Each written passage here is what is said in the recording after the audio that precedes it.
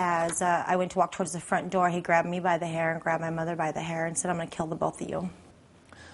A Valley woman survives 40 stab wounds and is now telling her story to the world in hopes of helping other victims of domestic violence. ABC 15's Jennifer Parks sat down with this woman tonight.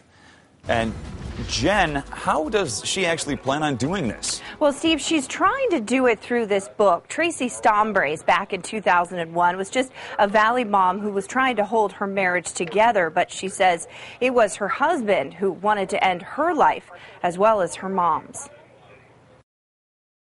Out of the corner of my eye, I see my nose hanging to the side. I remember now him holding my hair, trying to cut off my head. Tracy Stombres is not only a survivor, but now in her new book, Serrated, she tells the story about the night her husband stabbed her 40 times. He continued to stab me in the face and said nobody will ever want me. Tracy shows us the scars she says are still visible on her face nearly 9 years later. This one is in the shape of a V.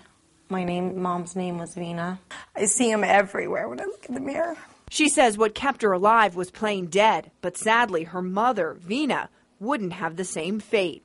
Tracy says while her mom tried to protect her, she was also stabbed. And she goes, I'm stabbed, and there was blood coming out of her throat. Tracy says as her mom tried to make her way to a neighbor's house for help, she died. It's terrible. I wish she was here. Sometimes I wish I could have took her place, but I decided to stay alive.